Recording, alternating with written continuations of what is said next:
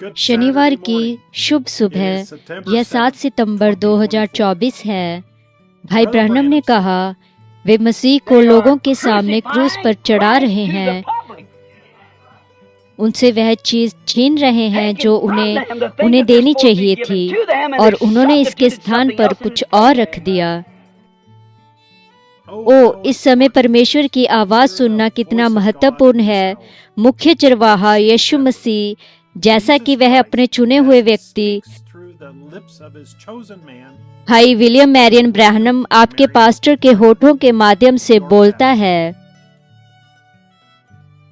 यहाँ सुसमाचार में मेरा भाई जेफरसनविले, इंडियाना ब्रैनम टैबरनेकल से भाई जोसेफ ब्रैनम की ओर से उकाब इकट्ठा हो रहे पत्र है। प्रिय ब्रैनम टैबरनेकल, हमारी आंखें कितनी धन्य हैं क्योंकि वे देखती हैं। हमारे कान कितने धन्य हैं क्योंकि वे सुनते हैं। भविष्यवक्ताओं और धर्मी लोगों ने उन चीजों को देखना और सुनना चाहा जो हमने देखी और सुनी है, लेकिन उन्होंने ऐसा नहीं किया। हमने परमेश्वर की आवाज को देखा और सुना है। स्वयं परमेश्वर ने चुना कि अपने भविष्यवक्ताओं के द्वारा उसकी बाइबल को लिखे। परमेश्वर ने भी स्वयं चुना कि अपने भविष्यवक्ता के जरिए से अपनी दुल्हन को इस अंतिम समय में अपने सारे रहस्यों को प्रकट करे। यह उसके गुण हैं, उसके व्यक्त किए गए वचन हैं जो इसे पूरी तरह उसका एक भाग बनाते हैं। जब हमारा युग आ पहुंचा तो उसके पास उसका भविष्यवक्ता था जो उसी समय पर आया। उन्होंने उसे प्रेरित किया और उसके जरिए से बात की। यह उसका पहले से ठहराया हुआ और प्रदान किया गया मार्ग था। जैसे कि बाइबल, यह परमेश्वर का वचन है, न कि मनुष्य के शब्द। हमारे पास अवश्य ही एक परम सत्य, एक आखिरी अंतिम वचन होना है। कुछ लोग कहते हैं कि बाइबल ही उनका परम सत्य है, न कि टेप पर जो कहा गया है, मानो वे कुछ और कह रहे हों। यह बहुत ही अद्भुत है कि कैसे परमेश्वर ने अपने वचन के सच्चे प्रकाशन को बहुत से लोगों से छिपा कर रखा है, लेकिन अपनी दुल्हन के लिए इसे प्रकट किया है और इसे बहुत ही स्पष्ट किया है। अन्य लोग बस इसके लिए कुछ नहीं कर सकते। वे अंधे हैं और उनके पास परमेश्वर के वचन का संपूर्ण प्रकाशन नहीं है। परमेश्वर ने अपने वचन को बोला, बाइबल अपने भविष्यवक्ता के जरिए से, और हमें बताया।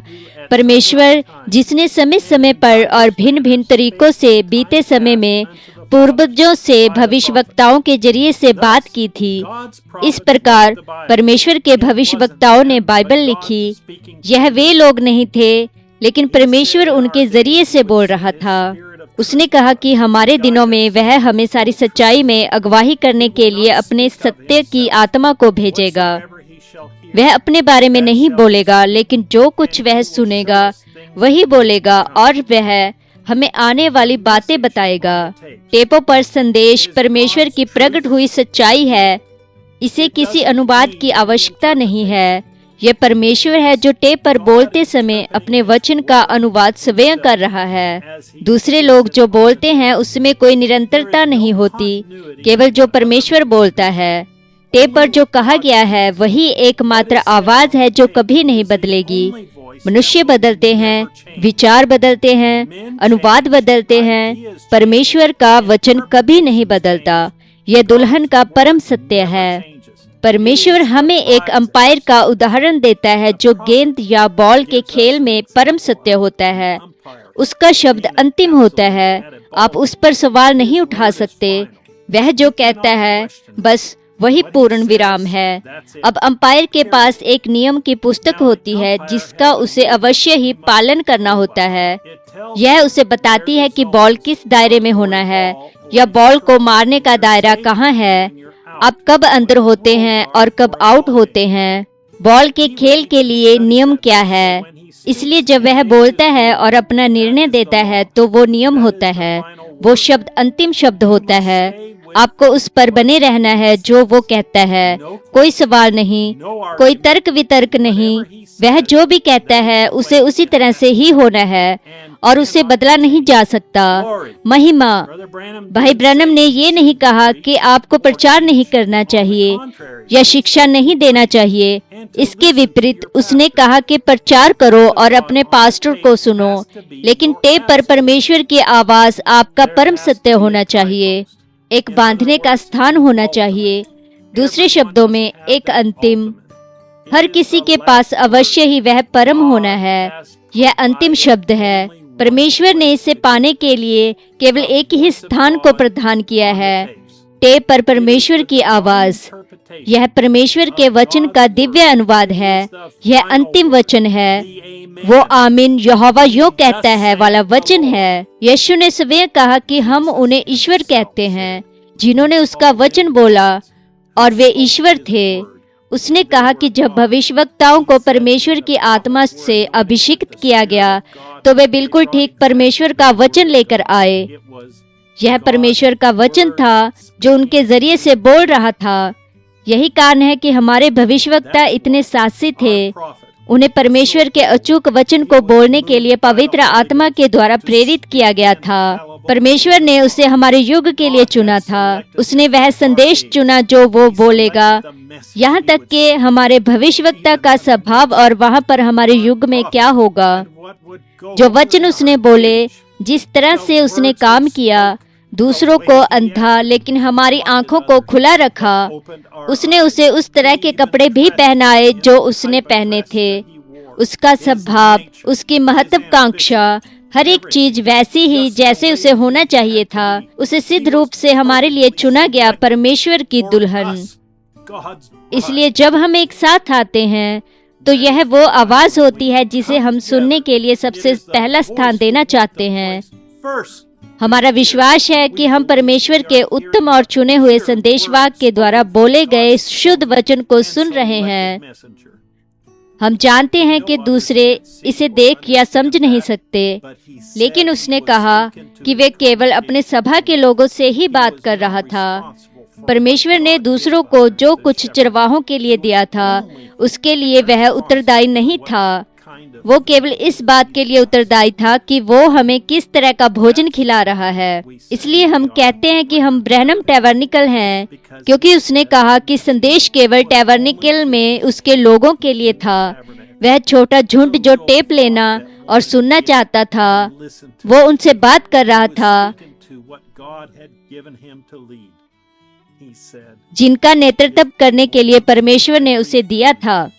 उसने कहा, यदि लोग वहाँ भोजन और अन्य चीजों को संकलित करना चाहते हैं तो परमेश्वर से प्रकाशन को प्राप्त करें और वही करें जो परमेश्वर आपको करने के लिए कहते हैं।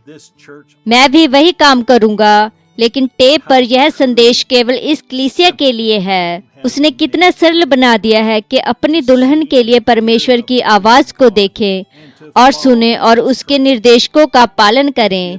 यदि आप उस आवाज को सुनने के लिए हमारे साथ जुड़ना चाहते हैं तो हम इस रविवार को दोपहर 12 बजे जेफरसनविले समय के अनुसार एक ही समय पर सुनेंगे। 650822 एम।